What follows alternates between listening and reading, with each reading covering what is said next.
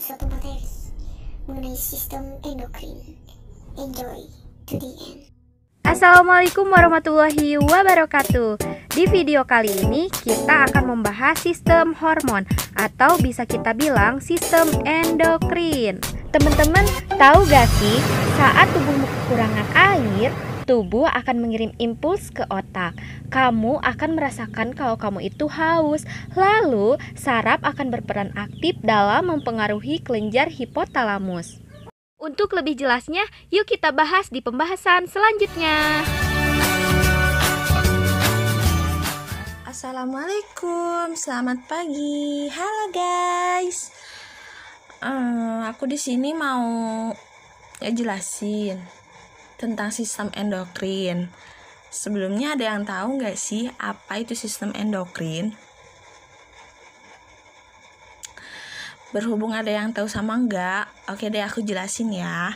Sistem endokrin adalah suatu kelenjar yang mengirim hasil sekresinya langsung ke dalam darah yang beredar dalam jaringan dan mengekspresikan zat yang disebut hormon. Hormon? Apa sih itu hormon? Hormon adalah sinyal kimiawi yang disekresikan oleh kelenjar endokrin ke dalam cairan tubuh dan mengkomunikasikan pesan-pesan yang bersifat mengatur di dalam tubuh. Hormon dibutuhkan oleh tubuh dalam jumlah yang sangat terbatas. Adapun kelebihan atau kekurangan pada hormon, yaitu dapat mengakibatkan gangguan fungsi tubuh. Kekurangan satu jenis hormon tidak dapat digantikan oleh hormon yang lain. Kenapa? Karena hormon memiliki fungsi yang spesifik dan organ tubuh yang dipengaruhi juga spesifik. Ternyata hormon juga bisa mencapai semua bagian tubuh, tetapi jenis sel-sel tertentu saja yang memiliki kemampuan untuk memberikan respon terhadap sinyal tersebut. Hormon bisa mempengaruhi sel atau jaringan tertentu. Kenapa ya? Apabila sel atau jaringan tersebut mempunyai reseptor untuk hormon tertentu, sel, jaringan, atau organ yang mengadakan respon terhadap hormon tertentu disebut sel target atau organ target. Oke, next kita lihat pembahasan selanjutnya.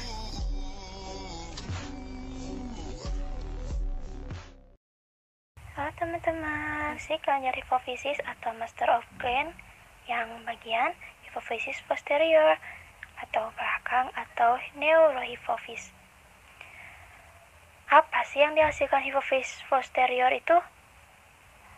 Hipofisis posterior itu menghasilkan 1. Oksitosin, 2. Antidiuretik hormon atau disebut dengan ADH. Apa sih fungsi oksitosin itu?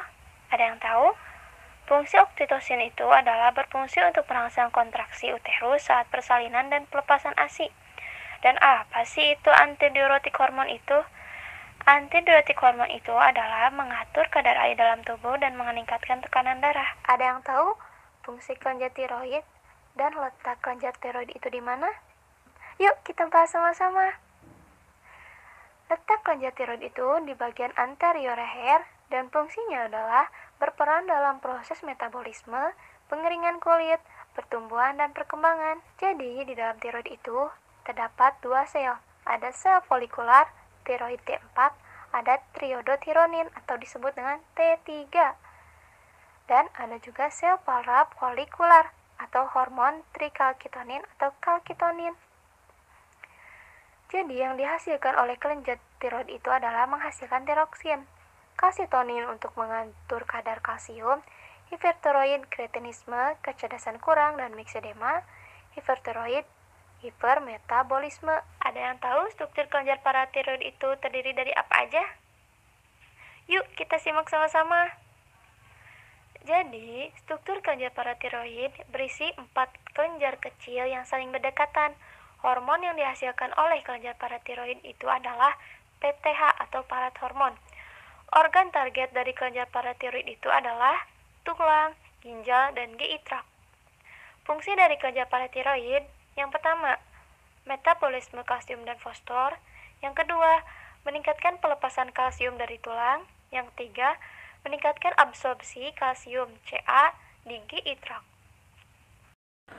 Fungsi kelenjar hipofisis atau master of gland. Anterior hipofisis atau adenohipofisis 1. Melepaskan hormon growth hormone atau GH untuk mengontrol pertumbuhan tulang. Thyroid stimulating hormone atau TSH merangsang pembentukan kelenjar gondok dan kontrol produksi dan sekresi T3 dan T4. Adenocorticotropic hormone atau ACTH mengontrol adrenal menghasilkan hormonnya.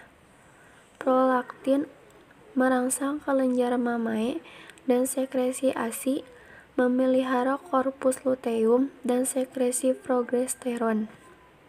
Gonadotropin hormone memproduksi follicle stimulating hormone atau FSH dan luteinizing hormone atau LH. Fungsi FSH merangsang pertumbuhan seks primer pada wanita, folikel pada ovarium. Pada pria, merangsang testis menghasilkan sperma. Fungsi LH pada wanita merangsang sekresi estetoren dan progesteron. Pada laki-laki merangsang sekresi testosteron. Oke, next kita lihat pembahasan selanjutnya. Kelenjar adrenal, apaan tuh? Di kelenjar adrenal ini terbagi menjadi dua bagian loh guys. Yang pertama ada bagian korteks dan yang kedua ada bagian medula. Di bagian korteks ini mengandung mineral kortikosteroid yang berfungsi mengontrol kadar cairan tubuh dengan mensekresi aldosteron. Selanjutnya ada glukokortikoid yang berfungsi mengontrol metabolisme glukosa, protein, dan lemak. Selanjutnya ada androgen yang berfungsi mengontrol ciri kelamin sekunder laki-laki. Di bagian medula juga terdapat beberapa bagian loh guys. Yang pertama ada adrenalin atau epinefrin, yang kedua ada noradrenalin atau norepinefrin. Bagian ini berfungsi yang pertama mengatur kadar gula dalam darah, yang kedua melaksasi otot polos pada tenggorokan sehingga melapangkan pernapasan, dan yang ketiga mengatur aktivitas jantung dan penyempitan pembuluh darah. Oke, next, selanjutnya ada kelenjar pankreas. Kelenjar pankreas ini memiliki fungsi eksokrin dan endokrin. Eksokrin berfungsi sebagai enzim pencernaan dan endokrin berfungsi sebagai pulau Langerhans. Nah, pankreas ini memiliki 3 sel loh guys. Yang pertama ada sel yang berfungsi untuk mensekresi glukagon.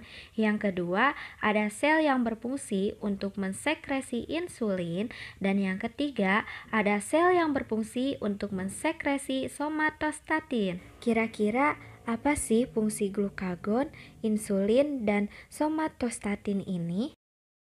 Insulin dan glukagon ini memiliki fungsi yang sama, yaitu memetabolisme karbohidrat, protein, dan lemak.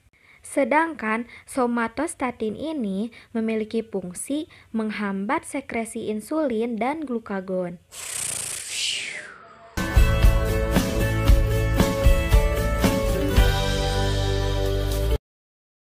Testis menghasilkan androgen atau testosteron yang diproduksi oleh sel interstitial Leydig pada tubulus seminiferus.